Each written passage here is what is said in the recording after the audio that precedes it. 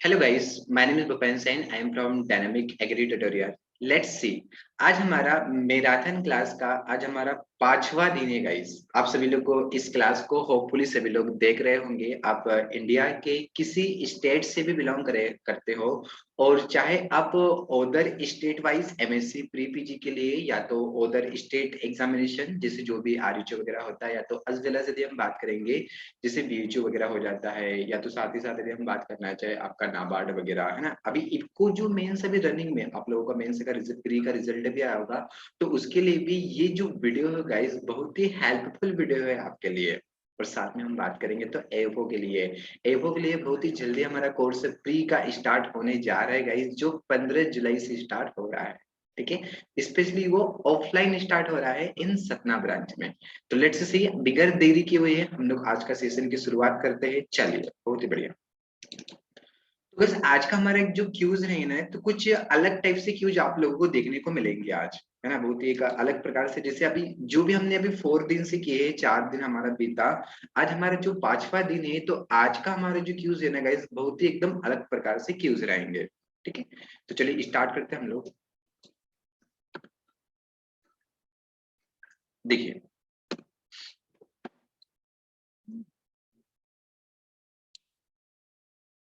तो first cues आपकी screen पे आज हमारे जो क्यूज है गाइस, वो स्टेटमेंट वाले क्यूज है यहाँ पे।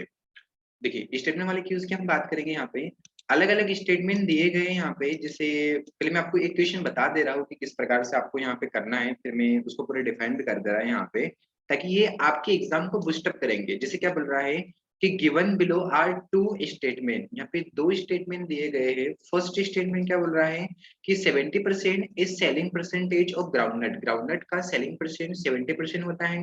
ठीक है। सेकंड नंबर की बात करेंगे, headquarter of Indian meteorological department is Pune. तो इंडियन मेट्रोलॉजिकल डिपार्टमेंट का हेडक्वार्टर क्या पुणे में है ना। तो इसको ध्यान रखना है यहाँ पे। तो देखो, यदि दोनों सही होंगे तो आपका आंसर क्या आ जाएगा, पहला मतलब both statement first and second true हो जाएगा। सेकंड में क्या बोल रहा है कि both statement first and second false, false का मतलब क्या होगा, गलत होना। Statement first is true but second statement क्या बोल रहा है, false. And first statement is false and second statement true. इस प्रकार से होगा यहाँ पे। तो आप लोगों को आंसर देना है। चलिए, वीडियो को पॉज कीजिए आप लोग और अच्छे से इसको सोच समझ के आंसर लगाइएगा इस, है ना। आंसर दीजिए आप लोग, ठीक है। चलिए, तो देखो 70% is selling percentage groundnut, बिल्कुल राइट है गाइस। सेलिंग परसेंटेज क्या होता है, उसका छिलके वगैरह की हम बात करेंगे, तो उनका जो छिलका निकलता है, सेलिंग परसेंट कितना होता है वहां पे, 70% निकल आता है। और जो इंडियन मेट्रोलॉजिकल डिपार्टमेंट है, इसका जो हेडक्वार्टर है, बिल्कुल सही बात है, जो कहाँ पे है, पुणे में ही है। ठीक है। और स्टेबलाइज्ड डेट इसका लिख लेना गाइस, कब स्टेबलाइज्ड हुआ था, 1875 की हम बात करेंगे, तो 1875 में क्या हुआ था, ये स्टेबलाइज्ड हो गया था। ठीक है। तो यहाँ पे आंसर क्या बनेगा आप लोगों का, कि फर्स्ट और जो सेकंड आंसर होगा वो दोनों यहाँ पे क्या होंगे गाइस, राइट आंसर होंगे। ठीक है, देखो दिया भी है कि फर्स्ट एंड सेकंड क्या होगा, राइट आंसर होगा, मतलब फर्स्ट आंसर क्या होगा यहाँ पर, राइट होगा। तो आज का क्विज बहुत ही बढ़िया है आप लोगों के लिए गाइस, है ना। वैसे तो बढ़िया ही होते हैं डेली के डेली, लेकिन आज और बेटर है यहाँ पे। ठीक है, चलिए नेक्स्ट क्वेश्चन से हम स्टार्ट करते हैं। आज का हमारा सेकंड क्वेश्चन है कि गिवन बिलो आर 2 स्टेटमेंट, नीचे आपके 2 स्टेटमेंट दिए गए, आप लोगों को बताना है इसमें से क्या आएगा। वीडियो को पॉज कीजिए और बहुत ही अच्छे से आंसर दीजिए आप लोग। और सबसे पहली बात गाइस, क्वेश्चनों को आप नोट करते हुए चलिए। वीडियो देखने से मतलब नहीं है, क्वेश्चनों को आप लोग प्रॉपर्ली नोट कीजिए और उन क्वेश्चनों का सुबह शाम दोपहर 3 बार रिवीजन कीजिएगा, तभी आपके लिए क्विज इंपॉर्टेंट रहेगा। शॉर्ट नोट से बनाते चलिए आप लोग। तो देखो क्या बोल रहा है, फर्स्ट स्टेटमेंट की farmers first concept was given by Robert chamber. मतलब फार्मर का जो फर्स्ट कॉन्सेप्ट है, क्या रॉबर्ट चेम्बर ने दिया था, बताइए आप लोग, सही है क्या। सेकंड के लिए हम बात करेंगे, तो clodinafop propargyl is the effective grass killer. मतलब ये स्पेशली यूज किया जाता है, क्लेडनाफोप की हम बात करेंगे तो किस में यूज किया जाता है, वीट क्रॉप में यूज करते हैं, स्पेशली ग्रासेस के लिए यूज करेंगे। तो गाइस यहाँ पे क्या आएंगे, दोनों जो स्टेटमेंट होंगे, दोनों स्टेटमेंट क्या होंगे यहाँ पे, राइट आंसर होंगे। ठीक है, तो फर्स्ट भी सही है और सेकंड जो होगा, सेकंड भी बिल्कुल एकदम सही आंसर यहाँ पे दिया गया है। तो देखो, यदि हम बात करेंगे कि जो फार्मर का फर्स्ट जो कॉन्सेप्ट दिया था, रॉबर्ट चेम्बर के द्वारा दिया गया था, इसको आप नोट कर लीजिएगा। और क्लेटनाफोप की हम बात करेंगे तो स्पेशली इसका यूज किया जाता है गाइस, व्हीट क्रॉप में इसका यूज करेंगे। तो option number first and option number second क्या होगा, विद द राइट आंसर होगा। चलिए नेक्स्ट क्वेश्चन हम डिस्कशन करते हैं बहुत ही जबरदस्त तरीके से। गिवन बिलो 2 स्टेटमेंट, नीचे आपको 2 स्टेटमेंट यहाँ पे दिए गए हैं। फर्स्ट क्वेश्चन बोल रहा है कि grassy stunt virus disease of paddy transmitted by thrips, मतलब जो राइस में डिसीज होता है गाइस कौन सा होगा, ग्रासी स्टंट। क्या वो ट्रांसमिटेड होता है, थ्रिप्स के द्वारा ट्रांसमिटेड होता है क्या, राइट है क्या, आप लोग बताइएगा। सेकंड क्या हम बात करेंगे कि aluminium phosphide is used insecticide for store grain pest control, मतलब एल्यूमिनियम फॉस्फेट का यूज करते हैं, मतलब ड्यूरिंग स्टोरेज की हम बात करेंगे, ड्यूरिंग स्टोरेज में यूज किया जाता है क्या, क्या क्या फर्स्ट दोनों सही है, दोनों गलत है, फर्स्ट सही है, दोनों गलत है, सॉरी फर्स्ट सही है सेकंड गलत है, या फर्स्ट गलत है सेकंड सही है यहाँ पे। तो देखो सबसे पहली बात यहाँ पे क्वेश्चन को नोट कीजिएगा, इस ये जो क्वेश्चन है बहुत ही जबरदस्त क्वेश्चन। क्या मैंने बोला कि ये जो क्वेश्चन है बहुत ही जबरदस्त क्वेश्चन है, इस क्वेश्चन को ट्रिपल स्टार मारिए। यदि पूछेगा कि ग्रासी स्टंट ऑफ वायरस जो होता है इसका मतलब ये ट्रांसमिटेड किसके द्वारा होगा, तो ग्रासी स्टंट जो वायरस होता है ये किसके द्वारा ट्रांसमिटेड होता है, बीपीएच के द्वारा होता है। अरे बीपीएच क्या होगा, ब्राउन प्लांट होपर, नोट कर लीजिए इसको, brown plant hopper means brown plant hopper के द्वारा क्या होता है, ये ट्रांसमिटेड होगा। और जो बीपीएच होता है ब्राउन प्लांट होपर के द्वारा ट्रांसमिटेड होगा, लेकिन इसके वेक्टर की हम बात करेंगे गाइस, ये तो वेक्टर है, इस वेक्टर का जूलॉजिकल जो नाम होता है वो क्या होता है, नीला परबेटा लिग्यून्स इसका नाम होता है, लिख लेना आप लोग, लास्ट में देखने को मिलेगा। नीला परबेटा लिग्यून्स बीपीएच का होता है, बहुत ही इंपॉर्टेंट है गाइस, पूछा जाएगा कि ग्रासी स्टंट जो होता है किसके द्वारा फैलेगा, जिसका वेक्टर कौन होता है, बीपीएच होगा। और एल्यूमिनियम फॉस्फेट का हम बिल्कुल सही बात है, इसका हम यूज करते हैं ड्यूरिंग स्टोरेज में, इसका यूज करेंगे यहाँ पे, जिसको सेल्फोस के नाम से भी जानते हैं। एल्यूमिनियम जो फॉस्फाइड होगा इसको सेल्फोस के नाम से भी जानते हैं हम लोग, ठीक है, इसको आपको ध्यान रखना यहाँ पे। तो क्या बनेगा आपका कि फर्स्ट तो गलत आएगा, सेकंड यहाँ पे क्या हो जाएगा, राइट आंसर होगा, फर्स्ट गलत और सेकंड क्या होगा आपका राइट आंसर होगा, ठीक है। क्योंकि भाई ये थ्री से थोड़ी ना आएगा, यहाँ पे क्या आना चाहिए आपका, बीपीएच आना चाहिए, तो इस कारण से फर्स्ट गलत और सेकंड आपका क्या होगा, राइट आंसर होगा, ठीक है। तो बहुत ही अच्छा क्यूज है गाइस, इसको ध्यान रखना है, एग्जाम में आने की इसकी पॉसिबिलिटी यहाँ पे बनती है। चलिए नेक्स्ट हम बात करेंगे कि नेक्स्ट हमारा क्यूज है यहाँ पे, देखो यहाँ पे दिया भी था कि जो ग्रासी स्टंट वायरस है ये नीला परबेटा जो लिग्यून से है, ये किसका नाम है, ब्राउन प्लांट होपर का नाम है, देख लो इसको, ब्राउन प्लांट होपर, ठीक है। चलिए बहुत बढ़िया। Given below are two statement यहाँ पे दिया है, फर्स्ट दे रहा है white fly is belong to Diptera, बताइए व्हाइट फ्लाई क्या डिप्टेरा के अंतर्गत आती है। सेकंड पे बोल रहा है कि एनटीपी वाज स्टार्टेड इन 1988, इन 1989 में क्या स्टेबलाइज्ड हुआ था, मतलब स्टार्ट हुआ था। तो चार ऑप्शन में से बताइए क्या आएगा। देखो सबसे पहले यदि हम बात करेंगे गाइस व्हाइट फ्लाई की, यदि हम आपकी बात करेंगे तो ये जो व्हाइट फ्लाई है ना ये डिप्टेरा से बिलोंग नहीं करता है, ये बिल्कुल गलत है, व्हाइट फ्लाई डिप्टेरा से बिलोंग नहीं करेगा। एक्चुअल में राइट आंसर क्या होगा कि जो व्हाइट फ्लाई होता है ना ये किससे बिलोंग करता है, आपके हेमिप्टेरा से बिलोंग करता है, लिख लेना, हेमिप्टेरा किसे बिलोंग करता है, हेमिप्टेरा से बिलोंग करता है। जैसे हेमिप्टेरा की हम बात करेंगे तो इसमें व्हाइट फ्लाई भी आता है, जो एफिड होता है तो एफिड भी इसी के अंतर्गत आता है ना, जो आपका बक्स होगा, जीसीट होता है, व्हाइट है ना, जो आपका लीफ ऊपर वगैरह होते हैं सब इसी के अंतर्गत आएंगे। तो व्हाइट फ्लाई किसके अंतर्गत आएगा, आपका हेमिप्टेरा के अंतर्गत आएगा, एफिड भी हेमिप्टेरा के अंतर्गत ही आएगा। एनईटीपी के स्टार्टेड 1988 99 में स्टार्ट हुआ था, तो ये बिल्कुल क्या है यहाँ पे सही है, पहला गलत और दूसरा सही, मतलब पहला गलत और दूसरा क्या होगा सही होगा, मतलब फोर्थ जो होगा, फोर्थ जो आंसर होगा इसका आंसर क्या होगा इस यहाँ पे राइट आंसर होगा। एक काम कीजिए आप लोग एनटीपी का फुल फॉर्म लिख लीजिए, बहुत ही इंपॉर्टेंट है एनटीपी, लिखो, देखो national agriculture technology project, national agriculture technology project ना, ये क्या है एनटीपी। और एनटीपी कब आया था, बिल्कुल सही है 1988 इन 99 में आया था। कैसे आपने सुना होगा आत्मा, आत्मा सुना है आप लोगों ने, आत्मा क्या होता है, एग्रीकल्चर टेक्नोलॉजी मैनेजमेंट एजेंसी होगा ये, है आत्मा। तो आत्मा का कभी कभार देता भी कि आत्मा का रिलेशन किससे बनेगा, तो आत्मा का जो रिलेशन बनता है वो एनएटीपी से ही बनता है। आपने देखा होगा एग्रीकल्चर टेक्नोलॉजी मैनेजमेंट एजेंसी, ये कब आया था आत्मा, तो आत्मा कब आया था 2005 में आया था। मुझे पूछेगा आत्मा कब आया, तो आत्मा कब आया था 2005 में आया था। कैसे ध्यान रखोगे कि भाई हमारी जो आत्मा वगैरह होती है वो भी कैसे मतलब पंचतत्व से मिलकर बनी रहती है, तो इस प्रकार से 2005 से 5 पकड़ सकते हैं वहां पे, आप लोगों को लंबे समय के लिए याद रहेगा, इसको ऐसे भी कर सकते हो। तो यहाँ पे हमारा आंसर क्या बनेगा, फर्स्ट तो गलत है लेकिन सेकंड हमारा क्या होगा, राइट आंसर होगा। मतलब ऑप्शन नंबर जो फोर्थ होगा गाइस, राइट आंसर है।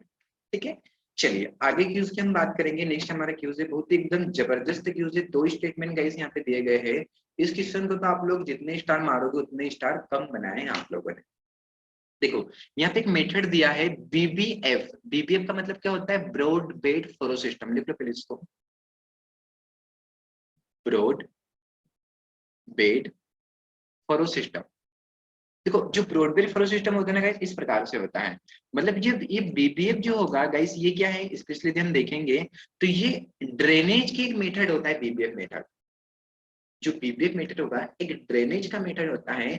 जब क्या होता है गाइस कि आप लोगों ने ग्राउंडनट को यदि ब्लैक सॉइल में यदि लगा दिया है, ग्राउंडनट को देखो, ब्लैक ग्राउंडनट को ब्लैक सॉइल में लगाना इम्पॉसिबल होता है।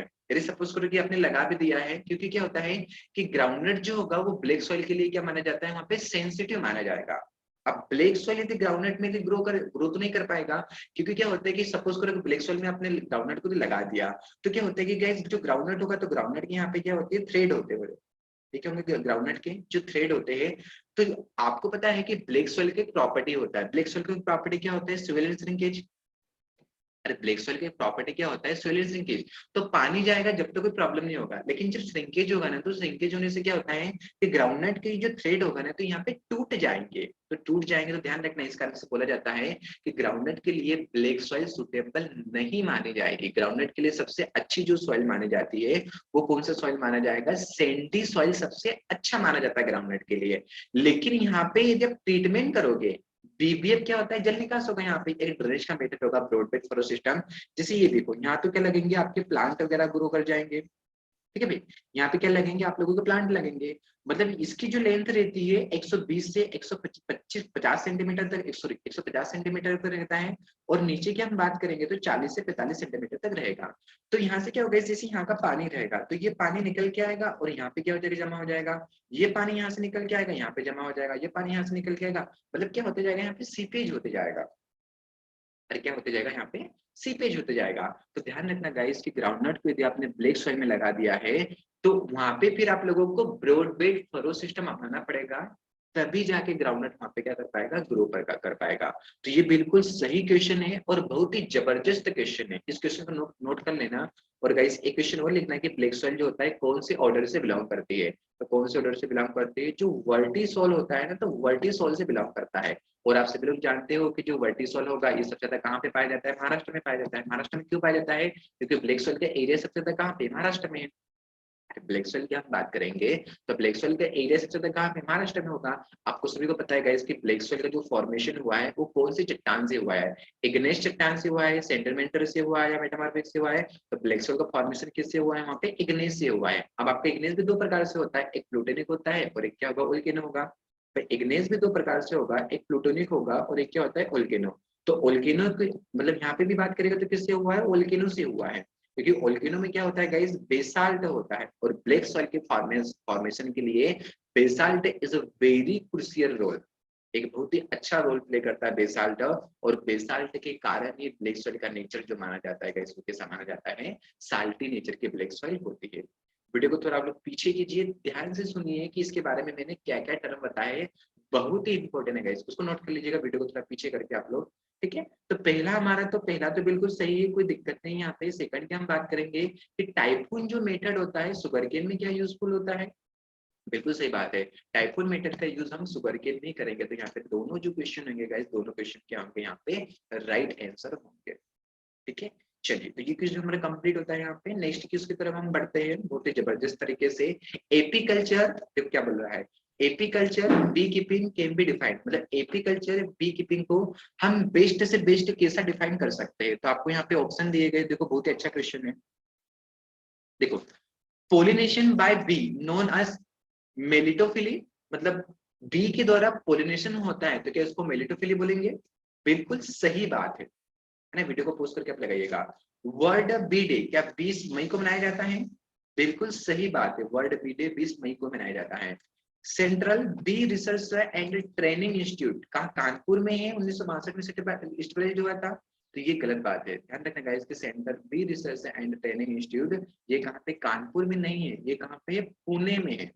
अरे कहाँ पे बेटा, पुणे में, इसको ध्यान रखना, ठीक है। और कब स्टेबलाइज हुआ तो 1962, बिल्कुल सही है, कोई दिक्कत नहीं होगा। तो यहाँ पे क्या होगा आपका ए और बी सही है, बाकी सी तो यहाँ पे ऑप्शन नहीं आएगा यहाँ पे। तो ए और बी सही, मतलब नीचे क्या आएगा आपका ए और बी सही, मतलब ऑप्शन नंबर सेकंड क्या होगा यहाँ पे राइट। और ऐसा नहीं सभी को देखो, बहुत ही जबरदस्त क्यूज बनेगा, इस क्वेश्चन को अच्छे से नोट करते रहिए आप लोग, ए और बी राइट आंसर है। आगे चले हम लोग, द इन्फ्लोरेसेंस ऑफ कॉलीफ्लावर, देखो बहुत ही अच्छा क्वेश्चन है, क्वेश्चन में जरा ध्यान से पढ़िए आप लोग, इसका आंसर लगाइए क्या आएगा। देखो क्या बोल रहा है कि कॉलीफ्लावर के इन्फ्लोरेसेंस को हम क्या बोलते हैं, इन्फ्लोरेसेंस मतलब क्या होता है, पुष्पक्रम वगैरह। क्या स्पाइक बोलेंगे, केटकिंस बोलेंगे, कर्ड बोलेंगे, या रेसिमोस बोलेंगे, क्या बोलेंगे बताइए आप लोग। अरे बताओ भाई क्या बोलेंगे। चलिए, तो देखो आपने आंसर सही दिया है या गलत दिया है यहाँ पे देखो। देखो स्पाइक तो हम नहीं बोलते हैं, स्पाइक तो किसको बोलते हैं, वीट, जो वीट का इन्फ्लोरेसेंस होता है, वीट का स्पाइक या हेड कहलाता है, ठीक है। तो यहाँ पे नहीं आएगा, ये कंप्लीट होगा यहाँ पे। केटकिन से जो होता है, केटकिन से जो होता है ऐसे किसको बोलते हैं, केबेज का जो इन्फ्लोरेसेंस होता है, तो केबेज के इन्फ्लोरेसेंस को केटकिन बोलेंगे। और जो कर्ड, आई थिंक मेरे को लगता है आपने शायद कर्ड लगाया है ना, तो कर्ड नहीं आएगा। कर्ड क्या है, एक कॉलीफ्लावर का एडिबल पार्ट है, और यहाँ पे क्या पूछा गया है आपको, इन्फ्लोरेसेंस पूछा गया है। जबकि कॉलीफ्लावर का कर्ड क्या है, तो खाने वाला भाग है ना भाई। अरे भाई आपने यदि कर्ड लगा है तो कर्ड तो खाने वाला भाग है, वो कर्ड थोड़ी ना आएगा, कर्ड एडिबल भाग है। लेकिन पूछा क्या गया है आपको, यहाँ पे इन्फ्लोरेसेंस पूछा गया है। तो फाइनली आंसर क्या होगा आपका, जो रेसिमोस होगा, तो रेसिमोस एक बेस्ट ऑप्शन होगा यहाँ पे, ठीक है। तो ओनली क्या आएगा, ओनली फोर्थ, मतलब option number C will be the right answer guys, ठीक है। तो बढ़िया से इस क्वेश्चन का ध्यान रखना है ना। आई थिंक मेरे को लगता है आपने कर्ड ही शायद लगाया, तो कर्ड लगाया तो कर्ड नहीं आएगा। कर्ड हाँ, यदि एडिबल पार्ट है पूछता तो डेफिनेटली योर आंसर राइट, आपका आंसर राइट होता, ठीक है। चलिए आगे देखो, मेज द कॉलम में गाइस यहाँ पे क्वेश्चन दिया गया है, बहुत ही अच्छा क्वेश्चन है, इसको जरा सोचिएगा आप लोग, लगाइए यहाँ पे। देखो आपको पता है गाइस, आप जानते हो कि जो रोगबी होता है, रोगबी का नाम क्या होता है, एपिस डॉर्सेटा, मतलब पहले पे चौथा तो डेफिनेटली आएगा ही आएगा। ये आएगा क्या, लास्ट वाला, तो इसको हटा दो, एलिमिनेशन मेथड लगा दो यहाँ पे। और क्या पता है आपको, नाबार्ड भी पता है, नाबार्ड कब स्टेबलाइज हुआ था, 12 जुलाई 1982, मतलब डी पे सेकंड तो आएगा ही, मतलब डी पे सेकंड ये वाला आएगा, तो इसको भी यहाँ से हटा दीजिए, है ना। अरे इसको भी हटा, देखो नहीं बने ना, जो आपको बनते जा रहे हैं उसको लगाते जाओ, जो नहीं बनते जा रहे उसको कट करते जाओ, जो मतलब एलिमिनेशन हो चुके हैं।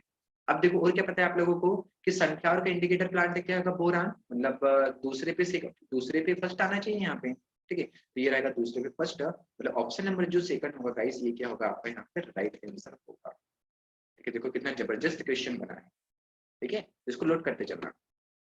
गाइस देखो आपको मतलब आज हमारे जो क्वेश्चन है ना, ऐसे लगे कि मतलब बहुत कम क्वेश्चन है, लेकिन 10 क्वेश्चन है, लेकिन मान के चलो इसका 4 गुना कर लो, 10 क्वेश्चन के 3 या 4 गुना कर लो, लगभग 30 से 40 क्वेश्चन आज हमारे डिस्कशन हो चुके हैं, ठीक है।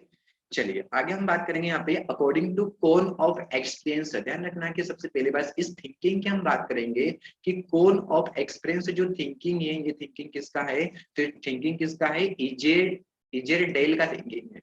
इन्होंने बताया था कि हम जब कोई भी चीज को हम देखेंगे, मतलब सुनेंगे और देखने से, मतलब सुनने और देखने से कितना परसेंट हम गोट कर जाएंगे, तो सुनने और देखने से हम कितना परसेंट गेट कर जाते हैं, वहाँ पे 50% जो होता है हम लोग क्या कर जाते हैं, वहाँ पे गेट कर जाते हैं कोई भी चीज पढ़ेंगे तो 50% क्या होगा गाइस, राइट आंसर होगा।